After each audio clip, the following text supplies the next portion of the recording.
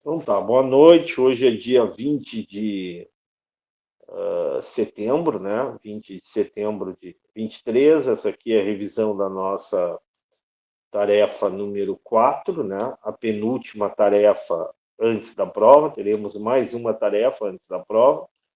E aí encerramos aí as tarefas para a primeira prova.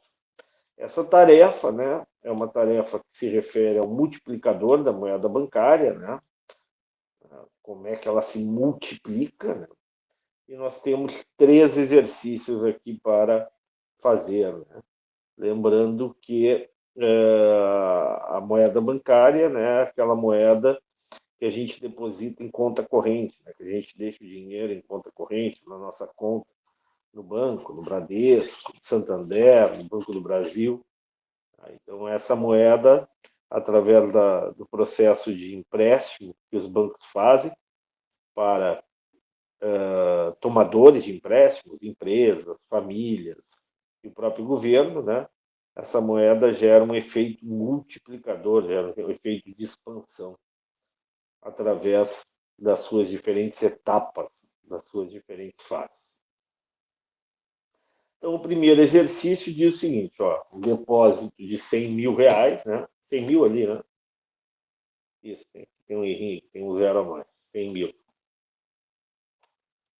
Ok? Taxa de reserva técnica é de 20%. Essa taxa de reserva técnica nada mais é do que capital de giro, né? O dinheiro que o banco guarda, né? Dinheiro para garantir a liquidez do banco, para garantir as operações diárias do banco, né? Então a gente assume aqui que essa taxa de reserva técnica é de 20%. Quem define isso são os administradores do banco, né? Liquidez do banco. Okay. Taxa de retenção da moeda, né? Quando a moeda vai para o mercado, 50% dela volta para o sistema financeiro. 50% fica na forma de papel moeda, cédulas, moedinhas, não volta para as contas dos indivíduos, né? Para a conta corrente, né, do banco, não volta para o sistema financeiro, e os outros 50 voltam para o sistema financeiro. Alguma dúvida até aqui? Sim ou não? Não. Bom, então, continuando, né? Então, temos aqui o depósito inicial, 20% aqui, né, desse dinheiro vai para encaixe técnico, ou seja, não vai para empréstimo. Fica retido no banco para liquidez, garantia de liquidez. Então, 20 mil. Então, qual é o saldo disponível para o empréstimo do banco, né, do sistema financeiro? É esse menos os 20 mil. Então, 80 mil vai para o mercado, né, vai para empresas, famílias. Tem gente pedindo para entrar, pessoal?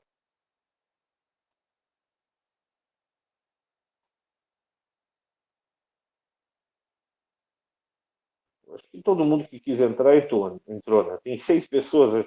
Na verdade, tem poucas pessoas na sala. Tem a Maria Luísa, a Stephanie e a Silvana. Não tem mais ninguém, não é?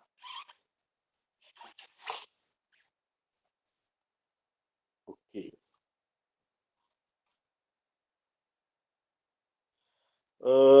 Bom, voltando, então, o que nós temos aqui? Então, nós temos aí 80 mil. Desses 80 mil, 50 mil vai ficar retido sobre a forma de papel moeda. Então, desses 80 mil, 50 mil, 50% fica retido. Então, 0,5. Opa, então sobra a diferença, né? 80 mil menos 40 mil. É o saldo que retorna ao sistema financeiro. Até vou melhorar, não retorna ao banco, não precisa retornar exatamente ao mesmo banco. Então, é o saldo que retorna ao sistema financeiro. Novamente, aí o que vai acontecer? 40 mil. Desses 40 mil, né, o sistema financeiro vai deixar 20% sob a forma de encaixe técnico, ou seja, 8 mil. O saldo disponível para empréstimo vai ficar 40 mil menos 8 mil, vai ficar 32 mil. Esse dinheiro vai para o mercado. O mercado, ele vai... Desculpa atrapalhar um minutinho. Tem uma galera em uma outra sala. Eu acho que é o link que tu mandou lá no Whats. A gente tava esperando a aula ali, daí eu vi agora no e-mail que tem um link aqui, né? Eu só vou avisar ali o pessoal no grupo. Pra não perderem a explicação. Como é que pode? Se eu mandei só um link.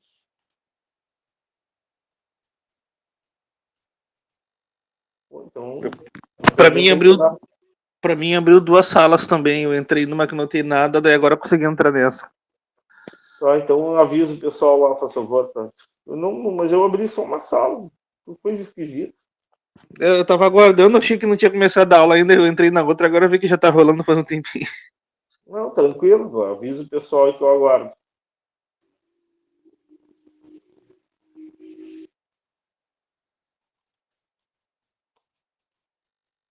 Link pelo e-mail. Esquisito. Mas tudo bem, fazer o quê, né? Acontece.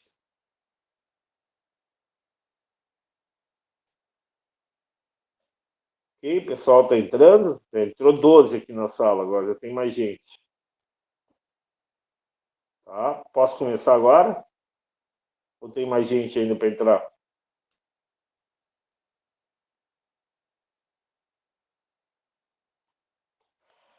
Ok, então vamos lá. Então, na segunda fase, o que eu vou ter? Eu vou ter novamente aí um efeito, só que o efeito vai diminuindo, né? Então, primeiro foi 100 mil, 20 mil ficou como garantia de liquidez, né? Garantia das operações do cotidiano do banco, ou seja, sobra 80 mil para o banco emprestar. Depois desses 80 mil, vai para o mercado financeiro, sobra 50% volta para o mercado financeiro e 50% fica retido sob a forma de moeda, 40 mil. Tá? Então, é o dinheiro que retorna ao mercado financeiro. Novamente, esse dinheiro retorna aos bancos, os bancos vão deixar uma parte sob a forma de encaixe técnico, 20%, que é 8 mil, tá? Vai sobrar 32 mil, vai para o mercado, para as pessoas pagarem fornecedores, para empresas pagarem fornecedores, para as pessoas fazerem suas compras, suas transações, tal.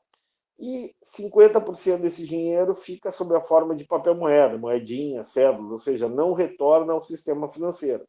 Os outros 50% vão retornar ao sistema financeiro. Então, desses 32 mil, 16 mil fica sob a forma de papel moeda e 16 mil retorna ao sistema financeiro.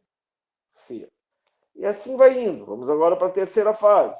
Ó, fazer mais uma fase, depois eu faço um copy-cola. 16 mil vai ser depositado nos bancos. Desses 16 mil, 20% fica sob a forma de encaixe técnico, liquidez dos bancos, 3.200. A diferença entre 16 mil e 3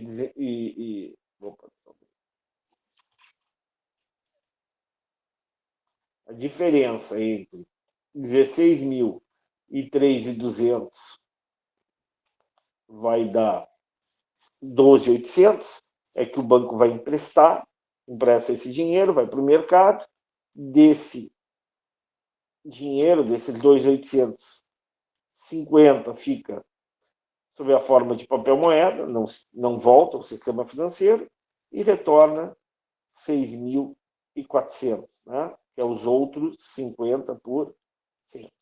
E assim sucessivamente. Então, eu posso agora fazer um copy-cola. Pegar aqui, ó, copiar e colar. Vou colar. Ó. Aqui são 14 etapas só. Né? Tá? Colei. Opa. De novo, colar aqui. Aqui. Copiar. Selecionar aqui. E vou colar. Entendido ou não? Alguma dúvida quanto à resolução do exercício até aqui? Perguntas? Dúvidas? Nenhuma dúvida, nenhuma pergunta? Por enquanto está tranquilo. Então tá. Então, está tranquilo, ótimo. Então continuamos. Então agora o próximo, o exercício, completar a tabela, ok. Resolvido. Aqui está resolvido. Agora vamos calcular o multiplicador da moeda bancária. Essa fórmula eu vou disponibilizar na prova, ok? A fórmula é essa aqui que vocês estão vendo aqui embaixo. Tá? E nós temos, em vez de fazer todo esse cálculo aqui, toda essa tabela, eu posso utilizar essa fórmula para chegar ao mesmo resultado. Querem ver que eu vou chegar ao mesmo resultado? Olhem aqui a fórmula. O R é a taxa de encaixe técnico nos bancos. Eu pergunto, no exercício, qual é essa taxa? No exercício, qual é essa taxa, pessoal? 20 mil. Não, 20 por cento. 20 por cento. Não é isso a taxa?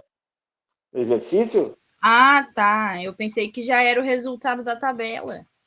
Não. Então, a taxa é percentual. Sempre que eu falar em taxa, em economia, em administração, eu falo em percentual. Então, a taxa é 20%. Então, aqui, estão olhando estou passando o mouse aqui, estão olhando para a equação, eu vou resolver aquilo ali, 1 menos R. Então, vai ser 1 menos a taxa.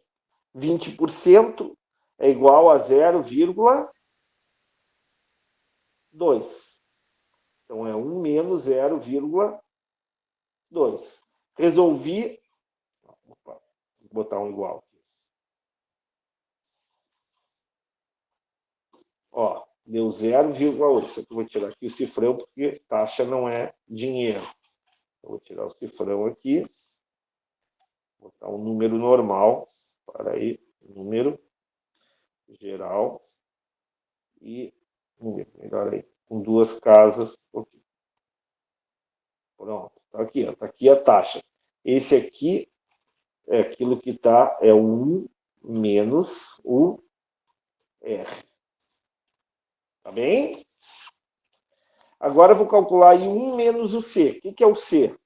É o percentual de moeda que não retorna no sistema financeiro.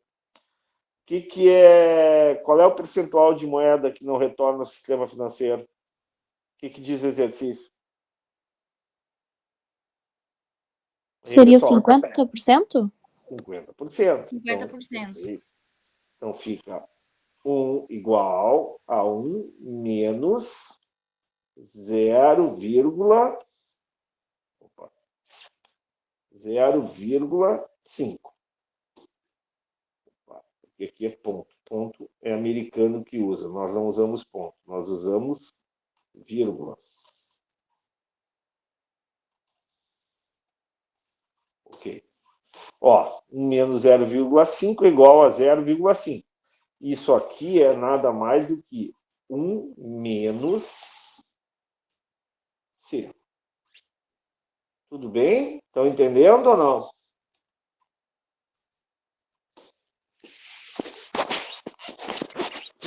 Tudo tranquilo até aqui? Professor, eu não estou entendendo ali 1 menos R, 1 menos C, eu não estou entendendo. Esse aqui é a fórmula, isso aqui é a fórmula do multiplicador da moeda bancária, tá? Isso aqui, temos uma fórmula. Eu estou resolvendo primeiro o denominador. Então, eu estou indo bem passo a passo. Então, para resolver o denominador, o que eu vou fazer? Primeiro, 1 menos o R. O que é o R? Aqui o R. O R está aqui, ó. Está em cinza para você. Tá, isso eu entendi, mas aí, Tem por a exemplo, taxa de... agora Tá. vai fazer o 0,80 e o 0,50? Sim, exatamente. Eu vou fazer Ah, passo a passo, bem devagarinho. Entendeu? Não vou fazer tudo junto para vocês não confundirem. Eu vou fazer passo a passo. Ó, só um pouquinho. Exatamente isso. Vou fazer o passo a passo para vocês não errarem. Então, aqui, ó. O C é o percentual de moeda, que é o 0,50. Então, a gente calculou já 1 menos R e 1 menos C. Como é que a gente faz na matemática? Qual é a regra básica? Primeira, quando a gente tem uma equação, qual é a primeira operação que a gente faz na matemática? É adição, é subtração, é multiplicação ou divisão?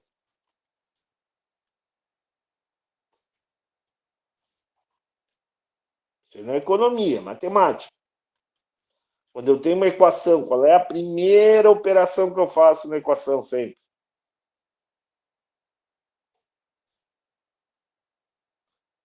O que vocês aprenderam no colégio? Multiplicação, adição, divisão ou subtração?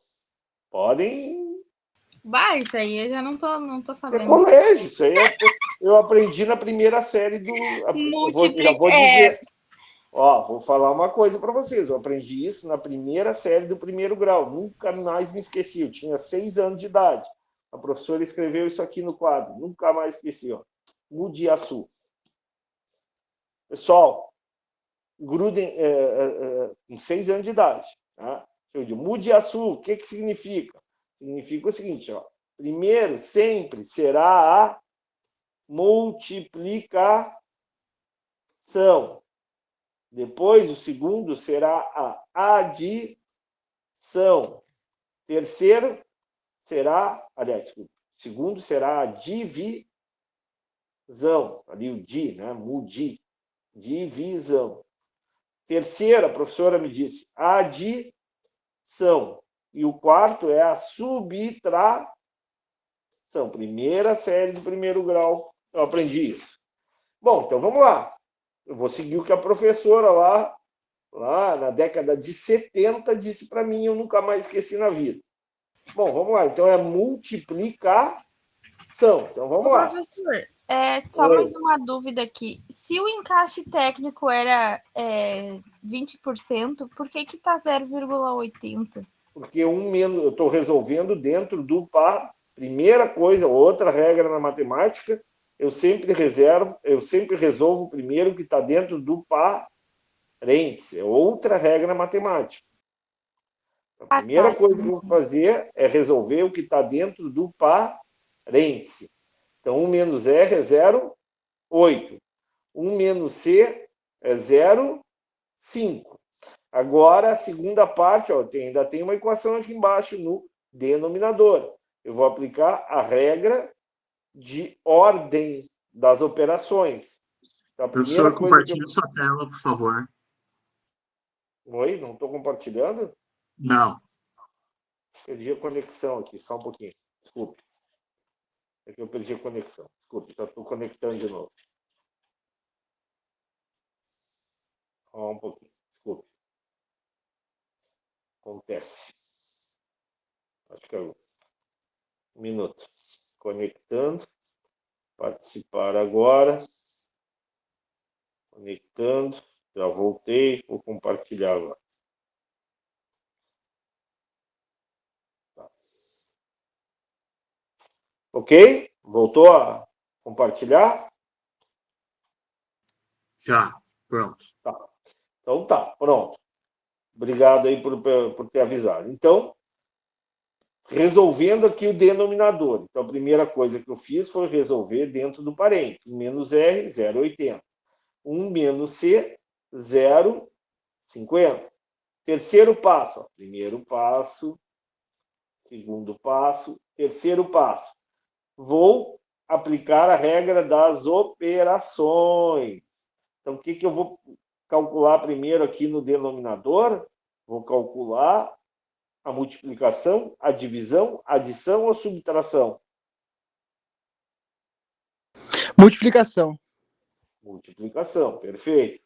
Então, fica igual a 0,8 vezes 0,5. Entenderam ou não? Sim. Agora vou para o quarto passo. Eu ainda não resolvi o denominador. Faltou o quê agora? 1 menos 0,4. 40. Exatamente. Então fica 1 menos o resultado ali que eu obtive, 0,4. Opa, já tem o resultado do denominador. Agora eu vou para o quinto passo. E como é que é o quinto passo? É dividir o numerador, que é 1, pelo resultado do denominador. Ok? Sim ou não?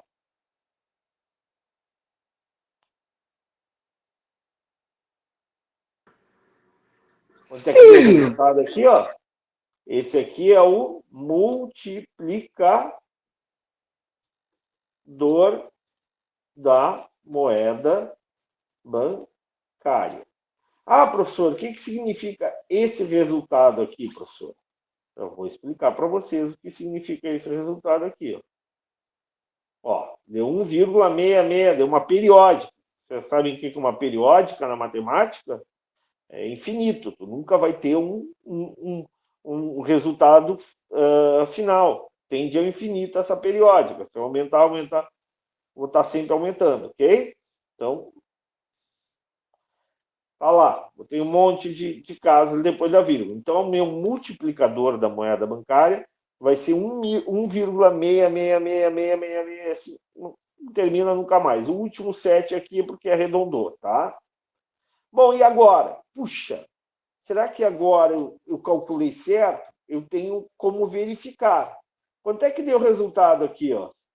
Total aqui, não deu 166 mil? Hein, pessoal? Não Sim. deu 166? Sim. Então, vou verificar se está certo. Se o número estiver muito próximo, vai estar certo. Esse aqui, vezes, o resultado, vezes o depósito inicial. Quanto é que foi o depósito inicial? 100 mil. Opa! Não deu praticamente igual? Amarelo com amarelo aqui? Sim. Bruxaria. Não é bruxaria, é matemática, né? A matemática ela é linda, maravilhosa, né? É uma ciência maravilhosa justamente por isso, né? Ah, professor, mas por que não deu exato valor? Porque eu só fiz 14 etapas. Eu poderia fazer muito mais etapas. Você lembra que eu falei de Florianópolis? Se a gente for metade, a gente nunca vai chegar em Florianópolis? É a mesma coisa aqui, ó. Eu ainda poderia fazer mais etapas aqui. Quanto mais etapas eu fizer, mais esse número aqui, ó, vai se aproximar desse aqui. Entenderam ou não? Sim. Então pronto, tá Ei, professor, respondido. E se eu dividir o depósito inicial pelo resultado final, daria o mesmo valor? O depósito final pelo resultado inicial? Isso, a última Sim. parte pela primeira. Claro, daria o mesmo valor. Exatamente. Ah, tá. Seria uma Daria forma o mais mesmo valor. simplificada para Não, fazer, daria então. o valor do multiplicador, né? Sim, daria o mesmo Isso. valor do multiplicador. Seria uma fórmula mais simplificada, evidentemente.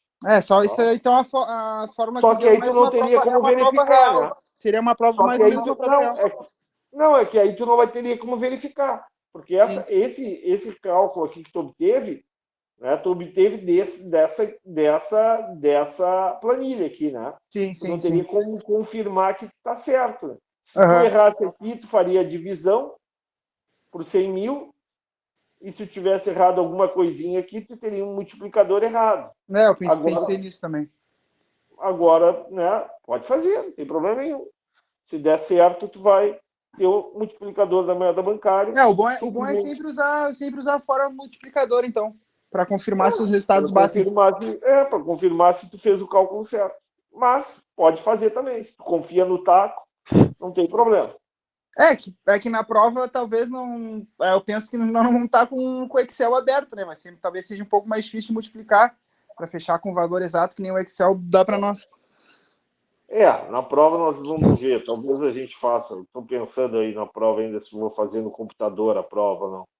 Ainda estou pensando. Talvez eu pegue a sala de computação. Então tá. Mas eu não sei. Talvez tenha muito aluno, talvez não dê. Vamos ver. Vou pensar. Ainda não defini isso aí. Tá? Bom, calculamos o multiplicador na moeda bancária, sim ou não? Sim. Agora vamos para o C. O C use. Explique o significado desse multiplicador. Puxa, o que significa isso? O que significa esse 1,66666? Significa que, ao longo das inúmeras etapas, a gente chama em linguagem matemática, né? Ao longo das enésimas, infinitas, já ouviram falar essa palavra? Enésimas? O professor de matemática nunca falou enésimas para vocês? Não me lembro. Esses professores de matemática aí precisam dar, meu Deus do céu, que coisa. Tá? Enésima significa infinitas, tá? Ao longo das infinitas etapas, que a gente viu que são infinitas, né? A moeda multiplicou-se 1,66 vezes, tá? Ou seja, aquela moeda, aquele primeiro depósito de 100 mil reais, depois de infinitas etapas, depois de inúmeras etapas, vai ter um valor de 166.666 e um monte de casas, né? Depois da vírgula. Entenderam? Sim. O multiplicador mostra o impacto, né? O quanto a moeda se multiplicou desde o seu depósito inicial, desde a primeira vez que ela entrou no sistema financeiro. Tá? Então, a moeda multiplicou-se 1,66 vezes. Saiu de 100 mil e chegou a mais de 166 mil. Ah, professor, ela poderia ter multiplicado mais? Poderia. Querem um exemplo? Ó, vou dar um exemplo para vocês. Vamos fazer um copy-cola aqui desse exercício. Onde é que tá?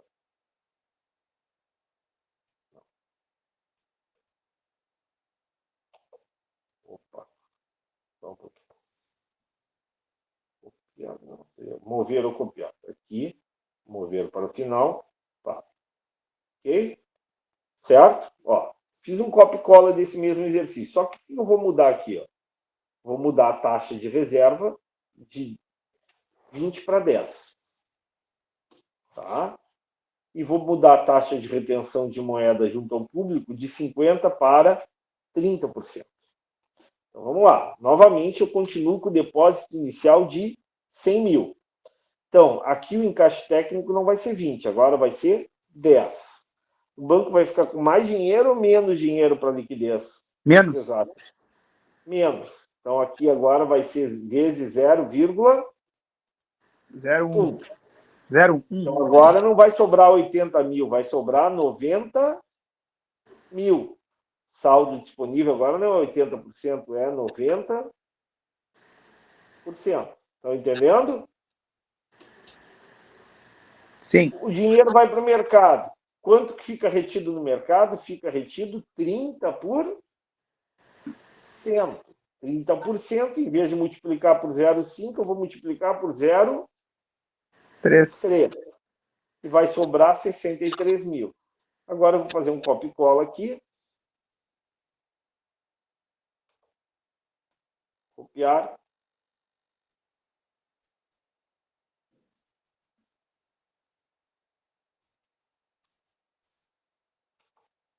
Colar. Opa! Quanto é que deu o total aqui? Enxergam? 269.850,93. Não é isso? Todo mundo enxerga ou não? Sim. Vamos ver se está certo, vamos conferir? Vamos lá, 1 menos R agora, quanto é que é? Quanto é que é o R agora? Quanto é que é a taxa de retenção dos bancos? Qual é o percentual? 0,1. Então é 1 menos 0,1. Fica 0,9. Quanto é que fica no mercado agora? Todo o dinheiro que vai para o mercado, qual é o percentual que fica no mercado sob a forma de moedinha, de papel moeda? 0,3. 3. Não é isso que a gente botou ali? Pronto. Ó, vamos lá. 0,3 tal. Calculei aqui, né? Deu 2,70, né? Deu muito semelhante aqui. Eu teria que aumentar. Eu vou aumentar aqui para vocês verem que o cálculo está bem certinho, tá? Quer ver? Vou aumentar aqui o número de linhas. Tá? Vou pegar aqui o 14, fazer um copy-cola.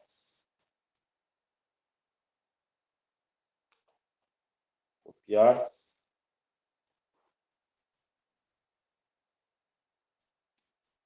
Em vez de fazer 14 etapas, eu vou fazer mais. Vou lá. 14.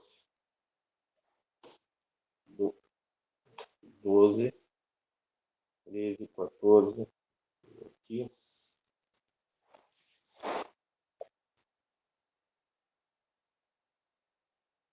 Opa, fiz 27 etapas, tá?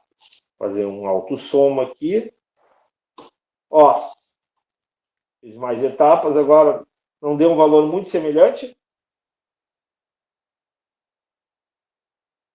Sim ou não? Sim. Então, o que significa Sim. agora? O que significa que o multiplicador agora aumentou, não aumentou?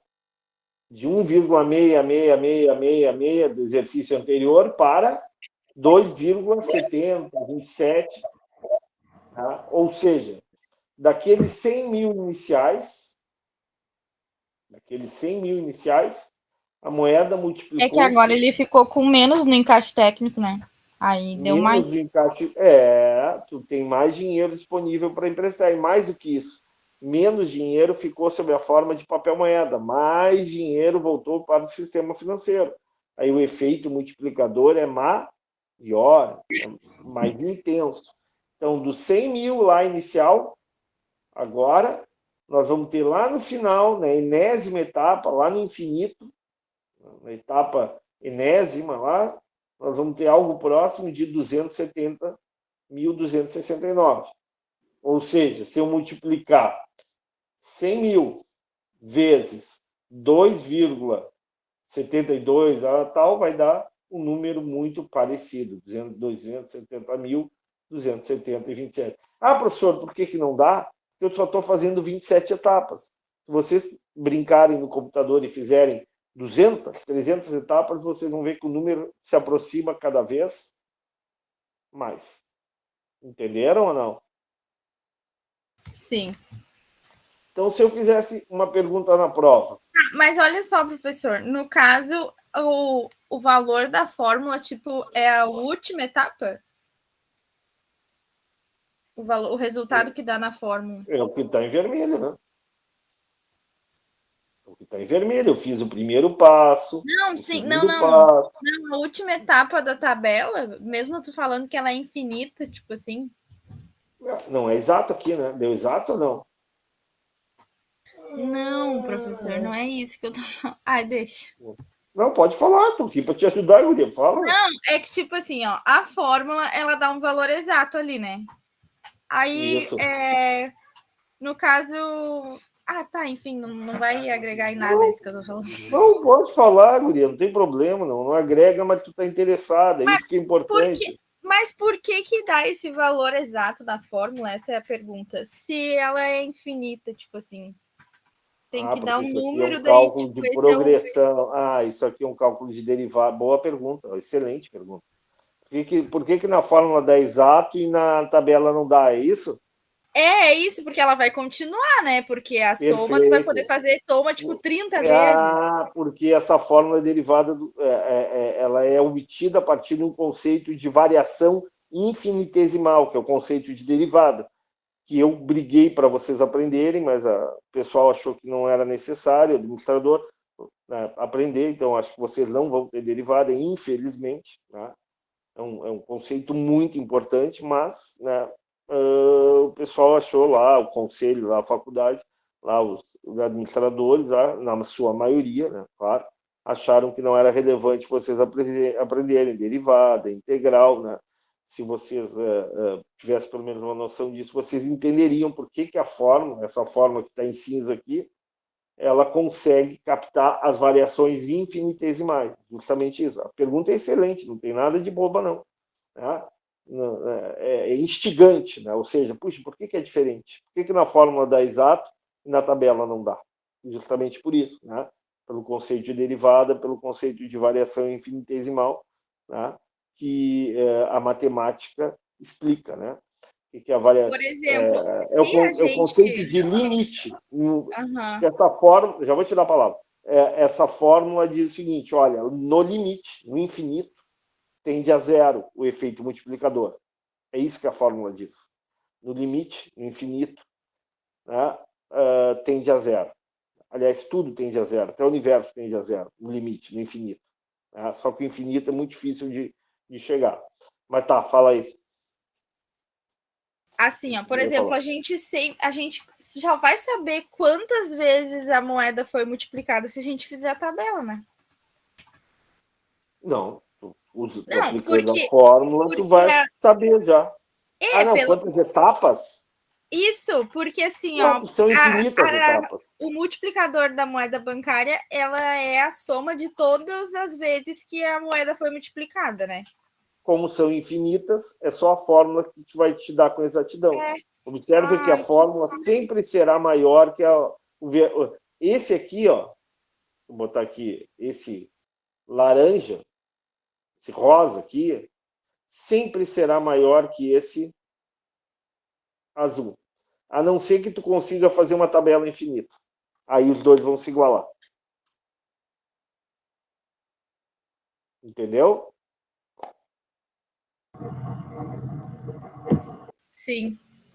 Tá? Tenta fazer de Eu brincadeira, acho já que falei. tem alguém falando aqui no.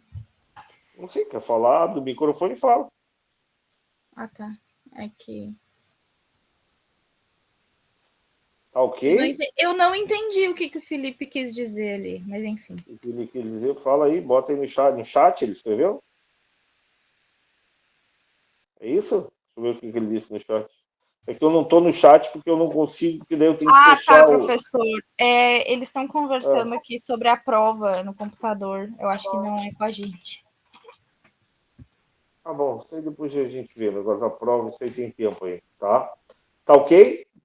Podemos ir para o exercício 1, tá feito, tá? Vamos para o exercício 2. Bom, qual é a grande diferença entre o exercício 1 e o exercício 2? É as mesmas informações, tá? Taxa Mas de tem o reserva recolhimento técnica. compulsório. Exatamente. O que é esse tal de recolhimento compulsório? É o seguinte, antes do banco poder fazer qualquer coisa com dinheiro, existe uma instituição chamada Banco Central. Aliás, eu nem vi hoje, ele reduziu a taxa de juros do Banco Central? Alguém sabe? Ou ele ainda não definiu?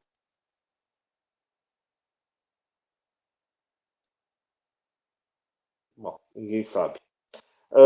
Bom, então antes desse dinheiro ficar à disposição do banco, existe um órgão chamado órgão normativo, um órgão regulador, um órgão que 0,5. diminuiu, né? Tá.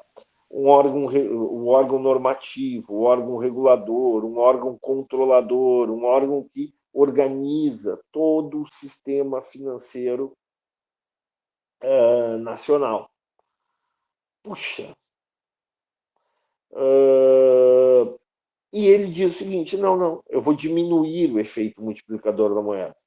E como é que ele faz isso? estabelecendo uma taxa de recolhimento compulsório. Que taxa é essa? Ele definiu que essa taxa de recolhimento compulsório é de 30%. Como é que ele vai fazer isso? Toda vez que alguém deposita no banco, antes que o Bradesco, que o Itaú, que o Santander, que o Banco do Brasil, que o Banrisul possa fazer alguma coisa com dinheiro, definir alguma coisa com dinheiro, ele não vai confiscar. Esse dinheiro continua sendo existindo, esse dinheiro continua estando na nossa conta, né, quando a gente recebe o salário, só que esse dinheiro, o percentual desse dinheiro fica impossibilitado de o banco fazer qualquer tipo de operação. Tá? Ou seja, diminui o dinheiro disponível que o banco tem para realizar suas operações de empréstimo. Tá claro o que é essa taxa de recolhimento compulsório? Sim. Sim ou não? Então, vamos lá. Sim. Então, o dinheiro é o mesmo, 100 mil, só que agora, o que vai acontecer? Desses 100 mil, nós vamos transferir já imediatamente para o Banco Central, quantos por cento? 30%, não é isso?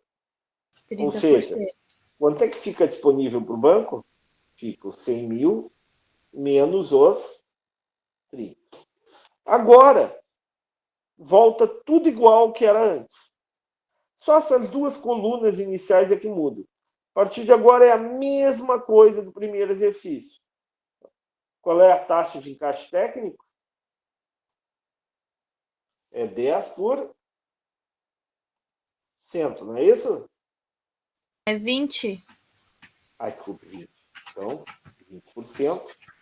Então, dos 70 mil, quanto é que o banco vai deixar para garantia de liquidez? 14 mil. Quanto que vai ficar disponível para empréstimo? 70 mil menos 14 mil, 56 mil. Quanto vai para o mercado? No mercado fica, como a gente tinha visto, 50%, né? Então, é vezes 0,5. Sobrou quanto para retornar ao sistema financeiro?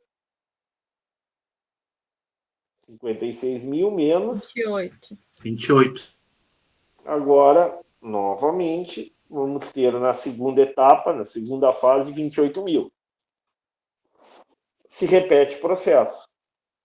30% disso automaticamente vai para o Banco Central sob a forma de recolhimento compulsório. Então, vou fazer um copia-cola agora. Tá?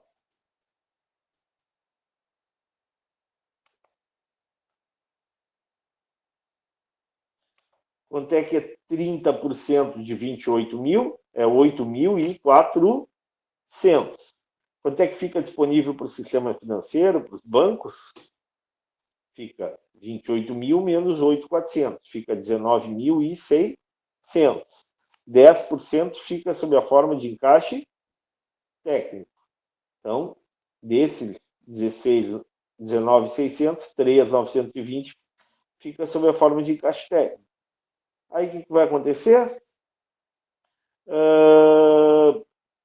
A diferença é disponível para empréstimo, 19.600 menos 3.920.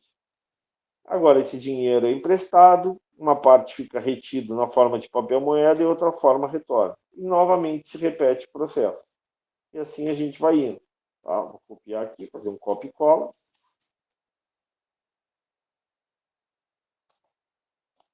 Copiar.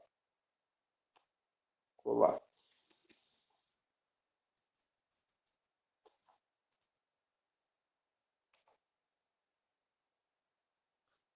E aí?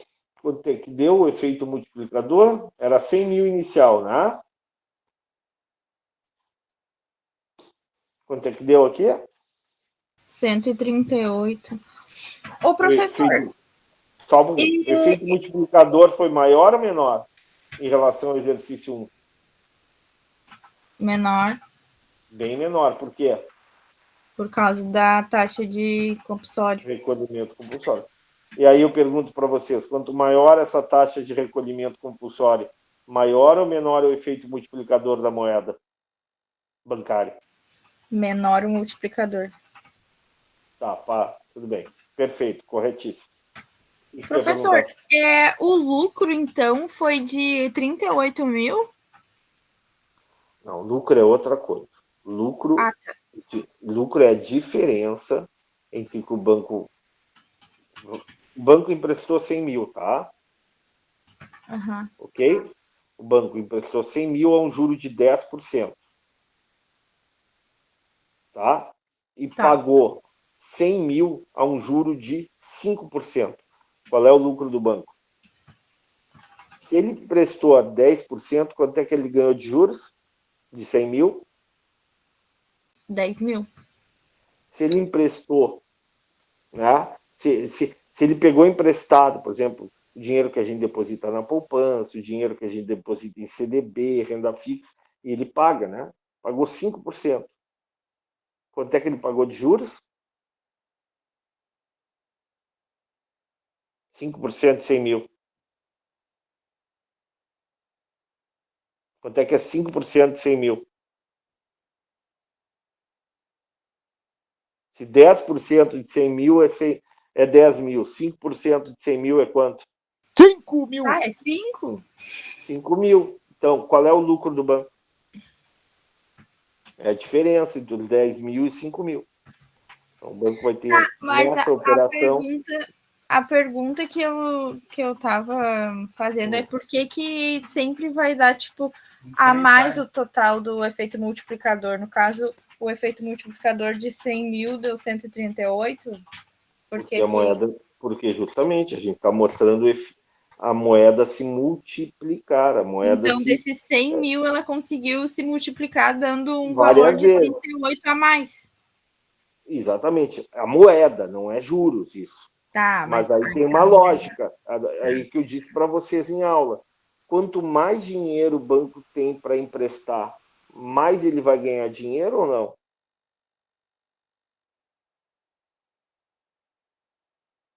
O banco ganha dinheiro de duas formas. Quanto mais moeda ele tiver para emprestar, quanto mais dinheiro ele empresta, mais ele ganha, e quanto maior for a diferença entre o juro que ele paga e o juro que ele recebe. Então, para o administrador do banco, ele quer duas coisas: muito dinheiro para emprestar e, mais do que isso, além de ter muito dinheiro para emprestar, ganhar muito na diferença entre o que ele paga de juros para quem deposita e o que ele recebe para quem pede emprestado do banco. Então, para o administrador do banco, vocês serão administradores, né? O que vocês querem? Vocês querem mais dinheiro disponível. Mais dinheiro disponível significa não recolhimento compulsório, né, ou uma taxa de recolhimento mais baixa, e também encaixe técnico menor possível. Mas aí tem um problema. Encaixe técnico muito pequeno pode ter problemas de liquidez. Então, o banco, né, o administrador do banco fica nesse dilema. Será que eu diminua? Porque o que ele controla é a taxa de encaixe técnico. A taxa de recolhimento compulsório, quem define é o governo, são os burocratas, né? São os administradores públicos. Então, como ele não controla essa variável, ele vai controlar a única variável que ele pode, que é a reserva técnica. Mas ele não pode baixar muito essa reserva técnica, por quê? Porque ele pode ter problemas de liquidez. Então, o administrador do banco é isso. O administrador do banco, ele ganha. Né? O banco ganha dinheiro, ganha muito dinheiro. Quanto mais dinheiro ele tem para emprestar, e quanto maior a diferença entre o dinheiro que ele paga e o dinheiro que ele recebe de juros. Tá? Professor, é ele que define os juros? Mais ou menos, não é ele que define os juros. É o Banco Central que define os juros? Mais ou menos. O Banco Central estabelece lá a taxa Selic, a taxa básica. Mas é a competição dos bancos, é a concorrência dos bancos, né, que determina muitas vezes se o juro é mais alto ou mais baixo. Se um banco está oferecendo juros mais baixos que o outro, muitas vezes as pessoas vão para um determinado banco e não para o banco A e não para o banco B. O grande problema do Brasil, como eu falei para vocês, é que a concorrência é muito pequena. Nós temos 5 grandes bancos que dominam 80%, 80%, 85%, até 90% do mercado. E isso diminui a competição. Quanto menor a competição, mais difícil é os juros baixarem. Além do governo, né?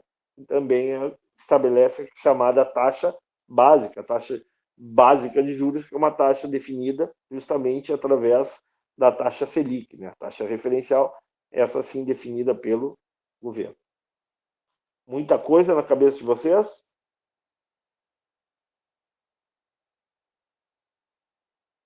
Muita coisa nova, muita coisa nova. Mas também não é nenhum bicho de 7 cabeças, né, pessoal? Muita coisa nova, mas coisas importantes para a formação de vocês. Então, exercício 2. Completamos a tabela. Comparamos essa tabela com a calculada no exercício 1. O que a gente chegou à conclusão? Que o efeito multiplicador é maior ou menor? É menor. É menor. E a alternativa C, justifica a redução. Por que o efeito multiplicador é menor? Porque o banco vai ter menos dinheiro disponível para emprestar. Uma parte desse dinheiro que entra no sistema financeiro vai ficar retido sob a forma de recolhimento compulsório. Logo, quanto maior essa taxa de recolhimento compulsório, menor é o efeito multiplicador da moeda bancária. Tá bem? Tá claro ou não?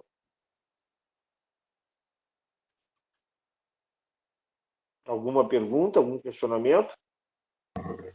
Professor, eu gostaria de saber se vai ser alterada a data para entregar, porque eu, particularmente, quero refazer todo o exercício novamente.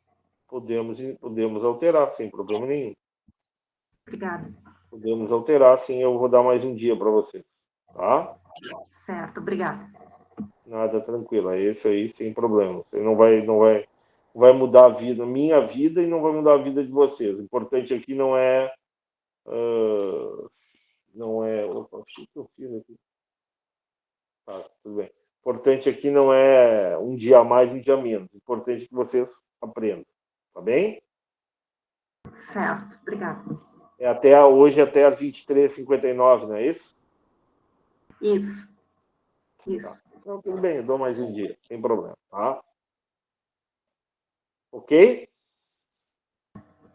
Posso continuar? Mais alguma pergunta? Então vamos lá. Para o último exercício, né?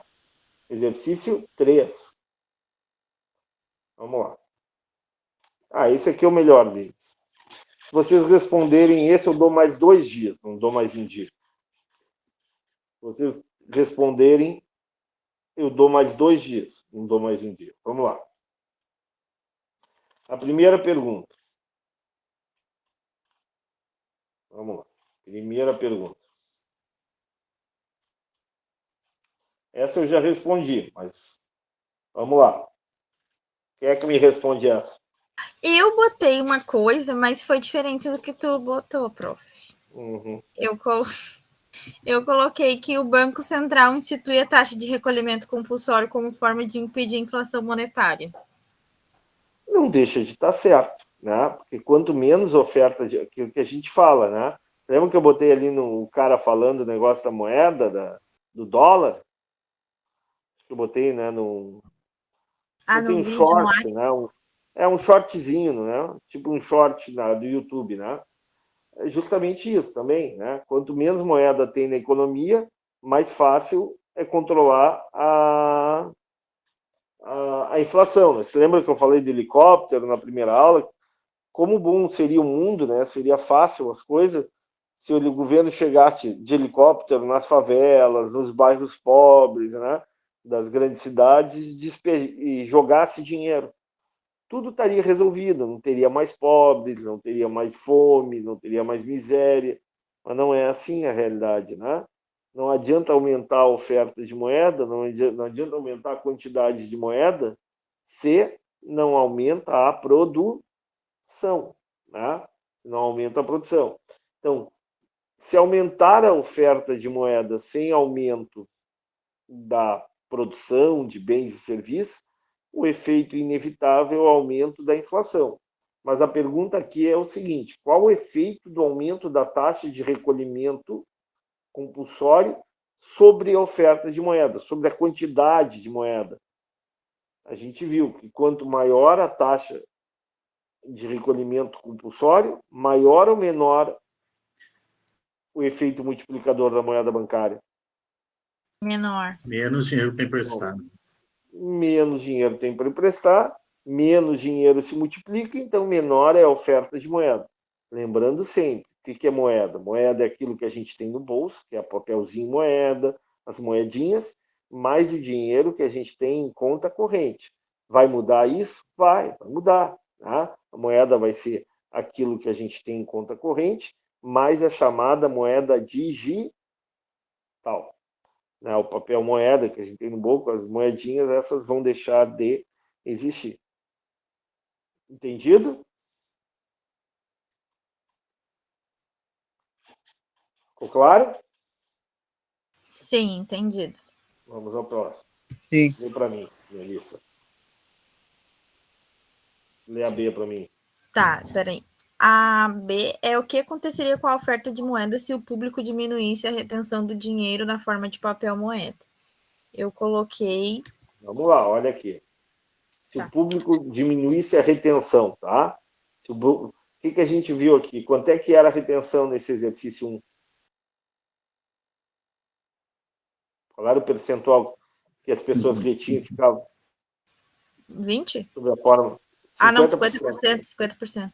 Se em vez de 50 fosse 20, 25, o que aconteceria? Voltaria mais ou menos dinheiro para o sistema financeiro? Mais dinheiro para o sistema financeiro. Se volta mais dinheiro para o sistema financeiro, o efeito multiplicador é maior ou menor? Ia ser maior, porque ia voltar maior. mais dinheiro. Porque os bancos iam ter mais dinheiro para emprestar, tudo aquilo, né? O processo, né? A multiplicação seria maior. Então, quanto menos se retém na forma de papel moeda, né? Quanto menos se retém na forma de papel moeda, na forma de moedinhas, na forma de cédulas, mais dinheiro volta para o sistema financeiro. Quanto mais dinheiro volta para o sistema financeiro, maior o efeito multiplicador da moeda bancária. Tá? Vou dar um exemplo. É claro, isso aí é experiência, isso aí é tempo, né? O professor dá muita informação, eu sei, muitas vezes vocês não entendem. Mas quando o Brasil passou por uma hiperinflação, por uma inflação muito grande ali no final do governo Sarney, por sinal ainda está vivo o Sarney, né? Acho que não morreu, né? Alguém sabe do Sarney?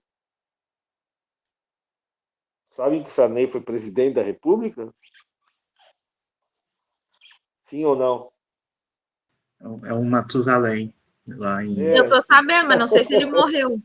Eu acho que não morreu, não. Ele deve estar com uns 90 anos quase. O Fernando Henrique também está mais ou menos por aí, tá? Bom, o Fernando Henrique agora deu as caras aí na eleição, né? Então assim, tá mais ou menos com, acho que por aí, com 90 anos. Sarney era, acho que ele é lá de, não sei qual é o estado que ele é, eu acho que ele é do, não sei se é Maranhão. Maranhão. Tá? Ele foi de 85 a 90. 85 a 90, exatamente. Lá por 89 a coisa degringolou, 88, entendeu? Uma coisa, e a inflação aumentou muito, tá? E aí o governo criou o que chama de overnight. O que era um overnight? Nunca ouviram essa expressão? Não, nunca ouvi. Overnight é a virada da noite, seria além da noite. Uma tradução literal, uma tradução livre seria o seguinte: na virada da noite, na virada do dia. Então, o que acontecia? As pessoas tinham dinheiro, como a inflação era muito alta, as pessoas tinham dinheiro em conta corrente e o dinheiro era como se fosse uma poupança. Mas não tinha dinheiro na poupança, tinha dinheiro na conta corrente. E diariamente tu tirava um extrato da conta corrente, tá? Por isso o overnight. Vamos supor, tu tinha R$1.000 na conta. Na época não era reais, era cruzado, né? Mas tinha R$1.000 na conta, tá? Como a inflação era muito alta, no outro dia tu dormia, overnight, acordava de manhã cedo, ia tirar o extrato no banco, já não era mais R$1.000 na tua conta corrente, era 1.100 ou 1.050. Isso aí fazia com que as pessoas não quisessem ficar com dinheiro sob a forma de papel moeda. Por quê? Porque se ficasse, como a inflação era muito alta, se ficassem 10, 15, 20 dias sob a forma de papel moeda, o teu poder de compra diminuiria, né? Porque aquele produto que tu comprava a R$50 há 20 dias atrás, hoje estaria 80, 90. Então, o que as pessoas faziam? As pessoas deixavam a maior parte do dinheiro que tinham, da moeda que tinham, lembrando que moeda pode deixar sob a forma de cédula, né, moedinhas, ou sobre a fórmula de dinheiro em conta corrente, né, chamada moeda escritural, moeda contábil. Né? Bom, as pessoas deixavam dinheiro, evidentemente, a maior parte deles, sob a forma de moeda contábil, moeda bancária. Por quê? Porque esse dinheiro era remunerado, esse dinheiro era reajustado de acordo com a inflação nas chamadas operações de overnight. Entenderam?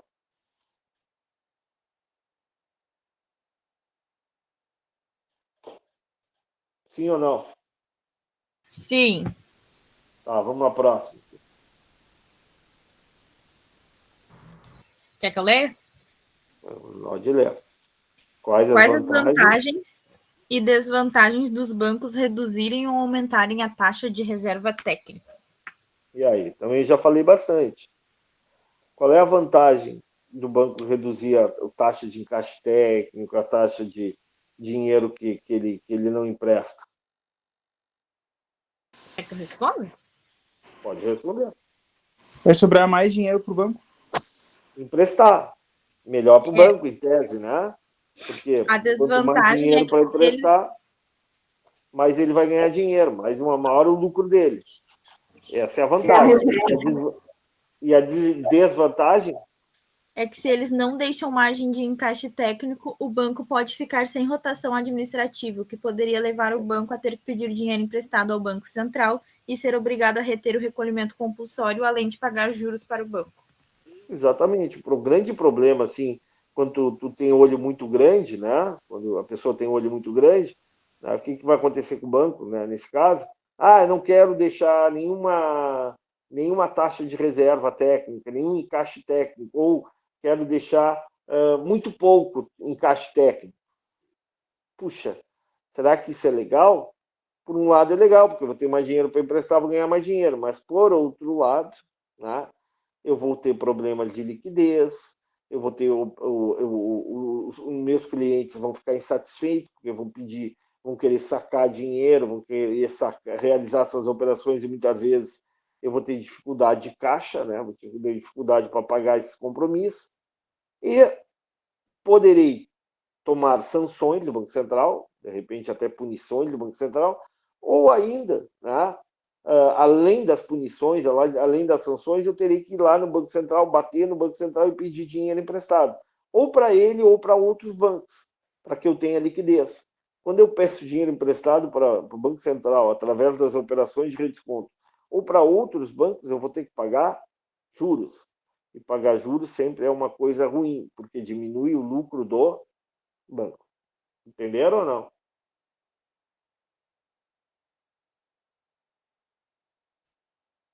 Sim ou não? Entenderam? Sim. Tá gravando, né? Só por curiosidade, tá? Tá gravando a aula, né? Sim, tá gravando. Então tá. Então já mais uma feita. Vamos para a questão número D. Lê para nós. Quem pode ler?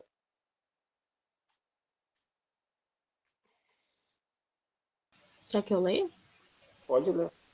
Tá. Um aumento na taxa de redesconto estabelecida pelo Bacen reduz ou aumenta a oferta da moeda. É mais complicadinha essa, né? Mas dá para entender também. Vamos lá. O que é essa taxa de redesconto? É a taxa aquela de juros que o Bacen, que o Banco Central, cobra para emprestar para os bancos. Dinheiro. Quando é que os bancos vão pedir dinheiro? Quando estão com um problema de liquidez. Se o Banco Central, por exemplo, né, faz uma portaria, faz uma norma, né, estabelece o seguinte: olha, a taxa de redesconto agora é altíssima. Eu vou cobrar muito juros se alguém vier aqui na minha... ligar para mim, ou se vier aqui bater na minha porta pedir dinheiro emprestado. Vocês, como administradores do Banco do Brasil, do Banco Itaú, do Bradesco, vocês vão saber dessa informação. O que vocês fariam? Aumentariam ou diminuiriam a taxa de encaixe técnico, a taxa de reserva?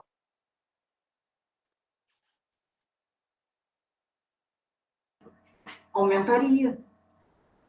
Aumentaria. Por que aumentaria a taxa de encaixe técnico? Para não pedir dinheiro emprestado do Banco Central, concordam? Sim. Quanto maior essa taxa de reserva, tá? Maior a taxa de encaixe técnico. Olhem a tabela 1 aqui, ó. É a primeira coluna aqui, ó. Maior ou menor efeito multiplicador? Mais dinheiro ou menos dinheiro eu tenho para emprestar?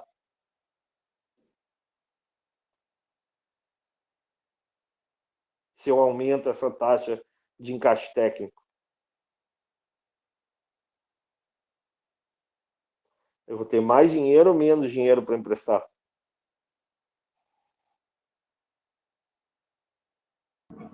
Menos? Menos dinheiro, menos dinheiro. Então vamos à pergunta aqui. Um aumento da taxa de redesconto, ou seja, um aumento da taxa de juros que o Banco Central cobra para operações de liquidez, para operações de socorro aos bancos comerciais, ao Itaú, ao Bradesco,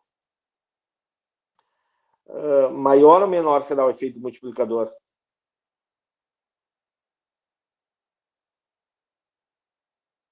De novo, vocês não estão entendendo. Operações de redesconto, operações de socorro, é quando o Banco Central empresta para bancos que têm problema de liquidez. Se esse juro estiver muito alto, o administrador do banco vai dizer, puxa, eu não quero pedir dinheiro emprestado para o Banco Central, porque o juro de empréstimo dessas operações de redesconto está muito caro. Então, o que eu vou fazer? Eu vou aumentar a taxa de encaixe técnico, percentual de encaixe técnico, o percentual de reserva, para eu não ter problema de liquidez. Se eu fizer isso, eu vou, consequentemente, ter menos dinheiro para emprestar. Se eu tenho menos dinheiro para emprestar, o efeito multiplicador da moeda bancária, o efeito multiplicador da moeda é menor. Logo, quanto maior é a taxa de redesconto, quanto maior é o aumento dessa taxa de redesconto, quanto maior é o juro cobrado pelo Banco Central para socorro à liquidez, menor é o efeito multiplicador da moeda bancária. Entenderam ou não? Sim. Professor, se eu colocar assim, ó, reduz, pois o banco precisa reter dinheiro para garantir liquidez nas operações cotidianas do banco, diminuindo assim a oferta de moeda para empréstimo. Tá certo? Para mim está certo. Não importa não importa a mensagem, desde que ela seja compreendida. Tá bem. O que tu falou não está exato, mas tu compreendeu o sentido da pergunta. Tá bem, eu não vou descontar porque uma ou outra coisa está mal formulada. Tá bem pensado, tá? Vamos para aí. Aí uma política de resgate dos títulos da dívida pública reduz ou aumenta a oferta da moeda? Você lembra que eu falei sobre essa política, sobre títulos públicos? O que é isso aí? A gente falou operações de open market. O que é open market? Qual é a tradução para open market? O que significa open market em português? Literalmente, mercado aberto? Mercado aberto. Aliás, você tem que aprender. Eu falei na primeira aula, não vou ficar falando sempre, né? A administração é uma ciência muito ligada à língua inglesa. Brainstorm, já ouviram falar de brainstorm? A tempestade de ideias. Então tem um monte, assim como o direito tem o latim como língua lá, tem as expressões dos advogados, que o pessoal lá os juízes, seja do Supremo ou não, utilizam, né, expressões em latim, o administrador tem a sua linguagem. A sua linguagem é uma linguagem muito fundada no inglês. Por quê? porque a ciência da administração ela surge no final do século XIX, já estão estudando introdução à administração, não estão? Sim ou não? Sim ou não? Sim. E vocês estão aprendendo Fayol, Taylor, Fordismo, Toyotismo, just in time, outra expressão em inglês, just in time. Ainda não estão aprendendo isso, não. Não estão aprendendo. Um dia vão aprender, tá? Então, novamente. É no segundo semestre, senhor. Bom, tudo bem, mas já estou antecipando para vocês. Então, o que tu tem aí? Tu tem, novamente, final do século XIX. A economia americana começa a bombar, começa a explodir o crescimento. E aí começa a surgir as teorias administrativas. Né? O curso de administração surge, a ciência da administração surge como uma ciência muito importante para a boa gestão das empresas. Né? As primeiras faculdades de administração devem, não tenho certeza, mas deve ter surgido nos Estados Unidos ali na primeira metade do século passado. É uma faculdade, é uma ciência relativamente nova. Claro que depois outros países também, né, começaram a ter escolas de administração. Mas, assim, mas o berço da administração é os Estados Unidos. Né? E é por isso que vocês vão ter muitas e muitas expressões em inglês. Assim como nós, economistas, eu, economista, também tenho muitas e muitas expressões em inglês. Né? Os maiores pensadores, os maiores economistas do século XVII, XVIII, economia é uma ciência bem mais antiga, né? 16, 17, 18, surgiram onde? Na Inglaterra. Por quê? Porque a Inglaterra é o berço da Revolução Industrial, é o berço do processo de crescimento econômico, industrialização, modernização tecnológica. Né? É daí que saem as principais ideias de crescimento econômico, de geração de riqueza. Então, essa é outra ciência também que tem na língua inglesa o seu predomínio. Então, cada ciência, como eu falei para vocês, vai ter um berço. Né? Se a gente pensar na psiquiatria, tu tem Freud, né, que era alemão, austríaco, alemão, sei lá exatamente. Né? Se tu pensar na sociologia, tu vai ter a França, né? Os grandes sociólogos franceses, a própria arquitetura também é muito francesa, né? E aí por aí vai, né? O direito é romano, é latino, né? E aí temos várias ciências que eu poderia ficar falando, a filosofia grega, né?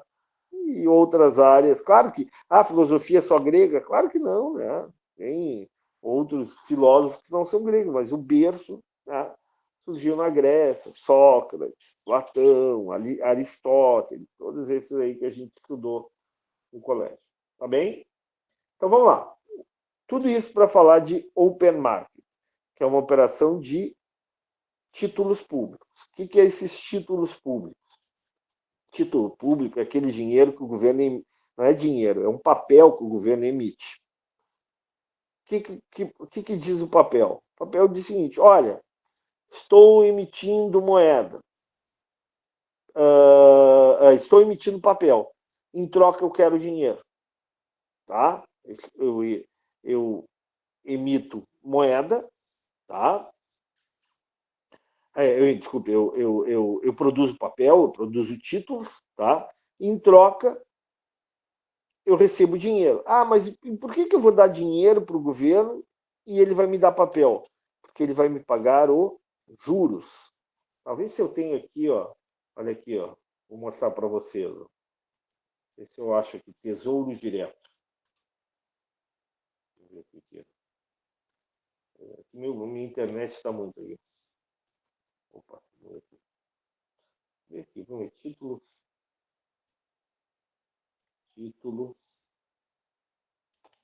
Só um pouquinho. Está muito lento. Toda vez que eu quero títulos públicos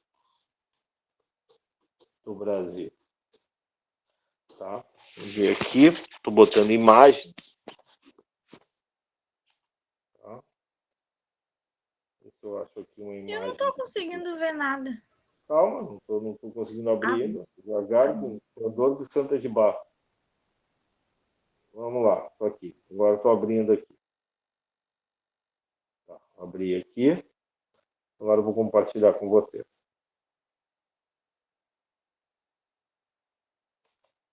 Está aqui. Vou interromper esse compartimento e compartilhar aqui.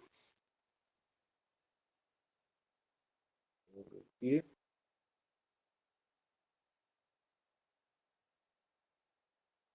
Ó, estou compartilhando. Estão enxergando ou não? Não. Sim ou não? Não. Nada? Agora sim. Deu, já. Então vamos lá. Ó, esse aqui deve ser um título lá do Império, tá? A foto aqui desse barbudo aqui deve provavelmente Império do Brasil, ainda era com Z o Brasil, para vocês terem uma ideia, tá? Vou ampliar aqui para vocês. Ficou maior ou não? Tá bom, dá para ver. Tá? Então, ó, pólice da dívida pública, está escrito aqui, né? Então, o que é esse? É um documento. O governo emite um título. Isso aqui é um título do Império, título do Brasil. O governo diz o seguinte: olha, tu me empresta dinheiro, em troca, eu vou te pagar juros. Tá? Daqui a um ano, tu vai vir com esse papel aqui no banco, ou tu vai vir com esse papel aqui na Receita Federal, né? Hoje em dia é pela internet, né? Através do Tesouro Direto, e eu vou te devolver o dinheiro que tu me emprestou, e além disso eu vou pagar juros. É bom negócio para a gente ou não? É bom Sim ou negócio, não? vai ganhar juros. Ganhar Sim. juros. Né? Mas por que o governo faz isso? Porque os governos, via de regra, seja de direita, de esquerda, centro, alto, baixo, gordo, magro, feio, bonito, não me interessa, via de regra, os governos eles gastam mais do que arrecadam. Como eles gastam mais do que arrecadam, eles precisam de dinheiro. E de onde é que vem esse dinheiro?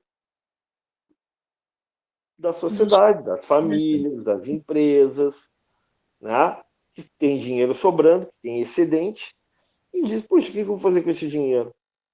Eu vou emprestar e vou ganhar juros. Aí o governo emite títulos. Quanto maior é o desequilíbrio das contas do governo, quanto mais ele gasta, né, quanto maior a diferença entre o que ele arrecada e o que ele gasta, isso a gente chama de déficit público, né? Quanto maior o déficit público, mais o governo tem que emitir títulos. Entenderam ou não? Sim, tu até falou que teve um governo que não devolveu, né? E aí a galera ficou sem. Esse é um problema. Esse é um problema. Quando os governos... Eu digo, o governo não é Lula, não é Dilma, não é Bolsonaro, o governo somos nós. A gente não consegue entender isso. Né? As pessoas não conseguem entender isso. Né? Porque quando um governo ele tem uma má administração, uma má gestão, ele termina por um motivo ou outro saindo, a população, o governo ele não é reeleito, ou, acontece alguma coisa, né? E quem paga o pato somos nós. Então, quando o governo gasta muito mais do que arrecada, o que vai acontecer? Quando sucessivos governos, quando ano após ano o governo arrecada mais, o governo gasta mais do que arrecada, ele vai ter déficit. Se ele tem um déficit muito grande, vai chegar um ponto, como já aconteceu em diversos países, na Argentina, na Grécia, na Alemanha, né? Que explica em muito a ascensão de Hitler durante ali entre a Primeira e a Segunda Guerra. Quando os governos são irresponsáveis e gastam muito mais do que arrecadam, muitas vezes eles podem dar o calote, podem não cumprir os contratos, né? Ou seja, não cumprir aquilo, a gente empresta e depois não recebe o que ele cumpriu para pagar. Né? Então, esse é o grande problema. E aí não tem a ver com o governo A, B ou C, tem a ver com economia, tem a ver com responsabilidade, né, o chamado cumprir contrato, segurança jurídica que a gente tanto fala, que vocês tanto escutam na televisão. Então, gastar muito mais do que arrecada, invariavelmente, lá na frente, vai gerar problemas, e problemas muito graves para a economia, para a sociedade. Bom, dito isso, vou fazer a pergunta. Se o governo emite mais títulos, a gente compra esses títulos, a moeda sai do mercado, sai da economia e vai para o governo, ou entra mais moeda na economia? Ela sai?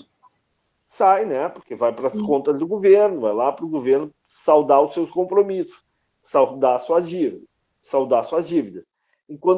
Então, quanto mais o governo emite títulos, novos títulos, menos dinheiro tem disponível no mercado. Por quê? Porque boa parte desse dinheiro foi emprestada para o governo. Entenderam ou não? Sim. Passado algum tempo, o governo pode resgatar esses títulos, recomprar esses títulos. Né? Esses títulos estão nas nossas mãos. Vamos supor que eles vençam, passado um ano, né? A gente decida resgatar o nosso dinheiro mais os juros. Né? Se o governo recomprar, resgatar esses títulos, o dinheiro vai voltar para o mercado ou não? Vai voltar, porque daí as pessoas vão estar com o dinheiro na mão. Então, quando o governo compra esses títulos, na verdade não é comprar, quando o governo recompra, ou mais corretamente, quando o governo resgata esses títulos que estão na mão das famílias, das empresas, a quantidade de moeda no mercado aumenta. Entenderam? Sim ou não? Sim, o cidadão ficou feliz de finalmente receber do governo, né, o que ele estava devendo para ele. Ele vai O que eu acho comprar, que o vai comprar uma governo casa praia, um carro. o governo ele tem que ter responsabilidade, seja o governo A, B ou C, ninguém é obrigado, o governo não é, como eu digo sempre, o governo ele tem que cumprir o que ele estabeleceu. Se ele pediu dinheiro emprestado, ele tem que pagar para o cidadão. Tá? Mas não interessa, mas é muito alto o juro. Não interessa. Quem definiu o juro foi o próprio governo, não foi o cidadão. Entenderam? Então, um governo que não respeita contratos é um governo que faz muito mal para um país. Vide a Argentina. Tá? Tanto o governo de direita quanto o governo de esquerda lá na Argentina não respeitou contratos. A situação da Argentina só piorou. Ok? Tá bem? Então, respondido o item D, o item E.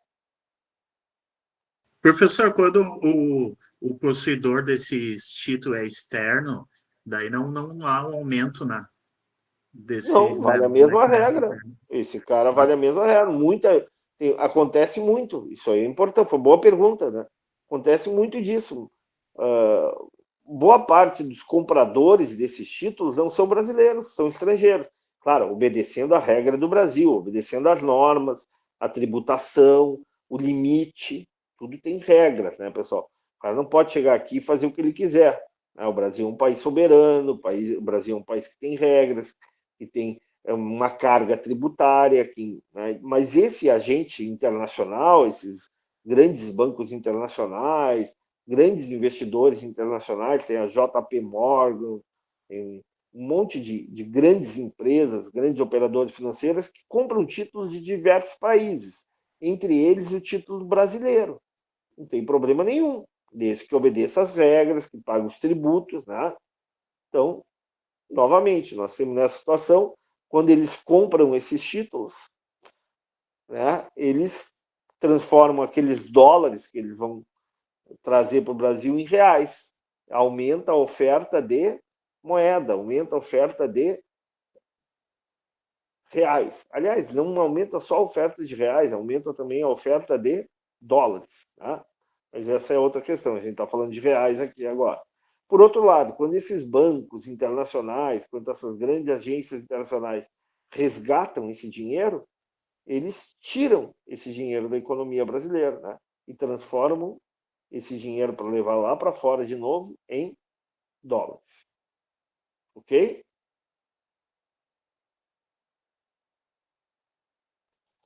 Sim ou não? Deu para entender. Agora foi a última, para a gente terminar. Já está muito extensa a aula. Explique como funciona a política de seleção de crédito. O que é a política de seleção de crédito? É a política, quem define isso, novamente, é o governo, é o Banco Central. Essa política de seleção de crédito é política de crédito. O que é crédito? Crédito é aquilo que é financiado, é emprestado, né? Então, por exemplo, a taxa do cheque especial, né? O juro do cheque especial, o percentual de empréstimo sob consignação, né? O empréstimo aquele que a gente retira tendo como garantia o nosso salário, a linha de crédito, né? A linha de crédito agrícola que o Banco do Brasil, por exemplo, tem, né? A linha de crédito para financiamento da casa própria que a Caixa Econômica Federal tem, a linha de crédito para financiamento de consórcios de automóveis, a linha de crédito para compras, por exemplo, né? de eletrodomésticos, geladeiras, fogões, assim por diante. Tudo isso é crédito. Quanto mais facilitado o crédito, né, quanto mais fácil é obter esse crédito e mais barato esse crédito, mais as pessoas vão demandar moeda. Entenderam? Quanto mais barato, quanto maior a oferta desse crédito, mais as pessoas vão demandar moeda, mais dinheiro as pessoas vão tomar emprestado, mais financiamentos vão ter, mais vai ter moeda no mercado. Então, quanto maior o crédito, quanto mais facilitado for a política de seleção de crédito, maior a oferta de moeda. Por outro lado, quanto mais restrito for essa política de crédito, quanto mais difícil for obter crédito para financiar a casa própria, para financiar a compra de um carro, para financiar o investimento agrícola, lá, a plantação agrícola, menos dinheiro vai ter disponível no mercado. Entenderam? Sim. Bom, terminamos a nossa aula de revisão da tarefa 4. Mais alguma pergunta? Algum questionamento?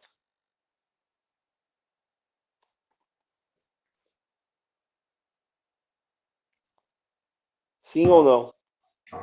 Tranquilo até agora. Então tá, eu acho que é isso hoje, tá? Já fomos aí, além da conta, quase 1h30 de aula, tá? Mas foi bom, foi produtivo, agradeço a atenção de todos vocês, né? Agradeço enormemente a atenção de vocês. E fico à disposição para mais alguma pergunta. Muito obrigada, professor. Boa noite. Obrigada, Então tá. professor. Boa noite. Deus te abençoe. Boa noite. Tudo de bom para vocês. Professor, a data de entrega do trabalho vai ficar para quando? Eu vou dar 2 dias para vocês, né? Ah, tá bom. Obrigada.